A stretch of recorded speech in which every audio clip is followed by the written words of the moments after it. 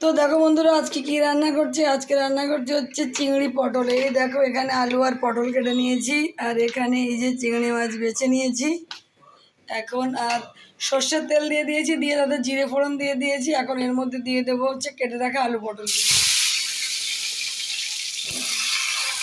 কেটে রাখা আলু পটলগুলো দিয়ে দিলাম। এর মধ্যে নুন হলুদ দিয়ে দিলাম।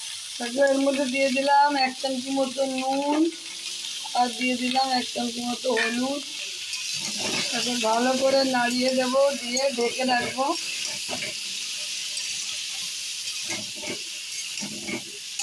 নাড়িয়ে চাড়িয়ে ঢেকে রাখবো, ঢেকে ঢেকে ভাজা ভাজা করে নেবো। তো দেখো বন্ধুরা একটু ঢাকনা খুলে দেখি, এখনো ভাজা হয়নি, আর একটু ভাজা হবে।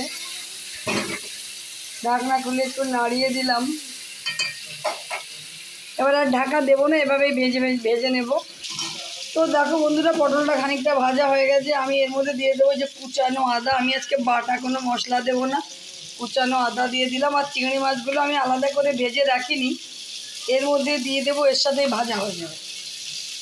আলাদা করে ভেজে দিলেও হয়, কিন্তু এখন আমি খুব শর্টকাটে রান্না করছি, তাই আলাদা করে ভেজে দেবো না, এর সাথে দিয়ে দিলাম। এর মধ্যে নুন হলুদ রয়েছে, পুরো চিংড়ি মাছটা ভাজা ভাজা হয়ে যাবে।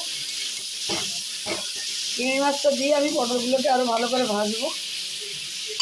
দেখো, তো দেখো বন্ধুরা আমার চিংড়ি মাছ আলু পটল ভাজা ভাজা হয়ে গেছে। এর মধ্যে আমি দিয়ে দেবো এখন লঙ্কা গুঁড়ো,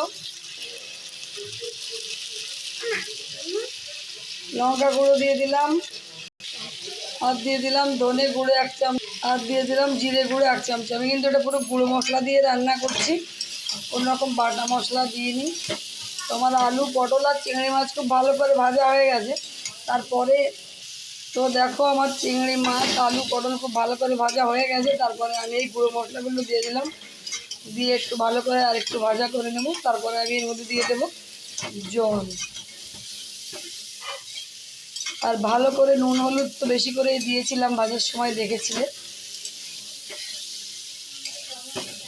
তো দেখো আর একটু ভেজে নেব।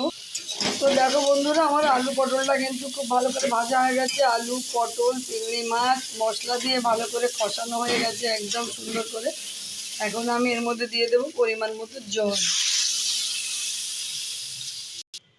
তো দেখো নুন হলুদ তো অনেকটাই দেওয়া ছিল, এর মধ্যে 1 চামচি দিয়ে চিনি দিয়ে দেবো, এটা টেস্টের জন্য। তোমরা চাইলে দিতেও পারো, নাও দিতে পারো। ভাজার সময় লবণ দিয়েছিলাম অনেকটা, আবার একটু লবণ দিয়ে দেবো 1/2 চামচি মতো। হলুদে আগেও দিয়েছিলাম, আর একটু 1/2 চামচি মতো আর একটু হলুদ দিয়ে দিলাম। তো দেখো সব কিছু দেওয়া হয়ে গেছে। এখন আমি একটু তরকারিটাকে ঢেকে দেবো, যাতে আলুগুলো সেদ্ধ হয়ে যায়। আর এটা একটু ঝোল ঝোল তরকারি হবে, যেহেতু ভাতে খাওয়ার। তো এটাকে ঢেকে দেবো, 5 মিনিট থেকে 10 মিনিট ঢাকা দিয়ে রেখে দেবো। তো দেখো বন্ধুরা ঢাকাটা নামিয়ে একটু দেখে নিই। দেখো মাছের ঝোলটা ফুটছে, চিংড়ি দিয়ে আলু দিয়ে পটল দিয়ে তরকারি, মাছের ঝোল তো না, যাই হোক ফুটছে। এটা আরেকটু সেদ্ধ হবে, একটু সেদ্ধ কম আছে, আর একটু সেদ্ধ হবে। 5 মিনিট ঢাকা দিয়ে তুলে ফেলেছি, আরও 5 মিনিট ঢাকা দেবো।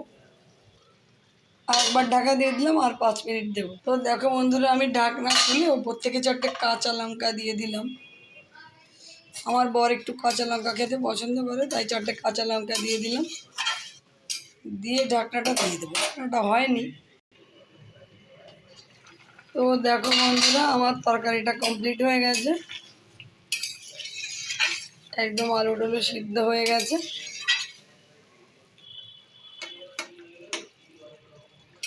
আলু পটল সবই সিদ্ধ হয়ে গেছে। আমি এখন তরকারিটাকে নামিয়ে নেব। তো নামানোর আগে এর মধ্যে আমি একটু ঘি দিয়ে দেবো। দেখো কত সুন্দর দেখতে হয়েছে তরকারিটার কালারটা। তো দেখো দেখতে খুবই সুন্দর হয়েছে, সব কিছু সিদ্ধ হয়ে গেছে, আর নুন মিষ্টিও ঠিক আছে। মিষ্টি তো আমি বললাম অপশনাল, দিয়েছি একটু চিনি, তোমরা চাইলে দিতে পারো, নাও দিতে পারো। তো চলো আমি এখন গ্যাসটাকে বন্ধ করে দিলাম। এর উপর থেকে আমি একটু ঘি ছড়িয়ে দেব, একটু ঘি ছড়িয়ে দিলাম। চাইলে একটু গরম মশলাও দেওয়া যায়, কিন্তু আমি গরম মশলা দেবো না, কারণ প্রচণ্ড গরম পড়েছে, তাই একটু হালকা পাতলাই রান্না করেছি। দেখো, আর আমি একটু ঝোল ঝোল রেখেছি, কারণ যেহেতু ভাত দিয়ে খাবো। তোমরা চাইলে ঝোলটাকে একটু শুকনো করে দিতে পারো, আর গরম মশলা দিতে পারো, বা ধনে পাতা কুচিও দিতে পারো, খেতে খুব ভালো লাগবে। আমার কাছে ধনে পাতা নেই, আর গরম মশলা আমি দিলাম না, কারণ প্রচুর গরম তো, তাই জন্যে। তো চলো দেখো কত সুন্দর দেখতে হয়েছে কালারটা। পাতলা পাতলা চিংড়ি মাছ দিয়ে আলু পটলের ঝোল। এটা কিন্তু রুটিতে খেতেও খুব ভালো লাগে, পরোটা দিয়ে খেতেও ভালো লাগে, ভাত দিয়ে খেতেও ভালো লাগে। তোমরা বাড়িতে অবশ্যই ঝটপট করে এটা ট্রাই করতে পারো, বেশি বাটা মশলা ছাড়া এটা করেছি আমি, একদম পাতলা করে। গরমের সময় এরকম পাতলা খেতে কিন্তু খুবই ভালো লাগে। তো দেখো বন্ধুরা, ফুললি আমি চিংড়ি মাছ দিয়ে আলু পটলের তরকারিটা নামিয়ে নিয়ে এসেছি গামলার মধ্যে। দেখো কত সুন্দর দেখতে হয়েছে, খেতেও কিন্তু খুব সুন্দর হয়েছে। গরম গরম ভাত দিয়ে খেতে খুব ভালো লাগবে, বা রুটি তরকারি দিয়েও খেতে খুব ভালো লাগবে, রুটির সাথে। আর যেহেতু গরমকালে কম মশলার রান্না খেতে খুব ভালো লাগে, তাই আমি জিরের গুঁড়ো, কোনো রকম পেঁয়াজ রসুন দিইনি, জিরের গুঁড়ো দিয়ে রান্না করেছি পাতলা করে, তোমরা তো দেখেইছো। তো চলো তোমরা বাড়িতে অবশ্যই এভাবে ট্রাই করো। আর আমার এই রেসিপিটা যদি তোমাদের ভালো লেগে থাকে তাহলে অবশ্যই আমার চ্যানেলটাকে সাবস্ক্রাইব করো, লাইক করো, শেয়ার করো। পাশে থাকা বেল আইকনটিকে অবশ্যই অন করে দিও, যাতে নতুন কোনো ভিডিও আপলোড করার সাথে সাথে নোটিফিকেশান তোমাদের কাছে পৌঁছে যায়। তো আজকের মতো আসছি, টাটা বাই বাই। অন্য কোনো দিন দেখা হবে অন্য কোনো নতুন ভিডিও নিয়ে। ততক্ষণের জন্য তোমরা ভালো থেকো, সুস্থ থেকো।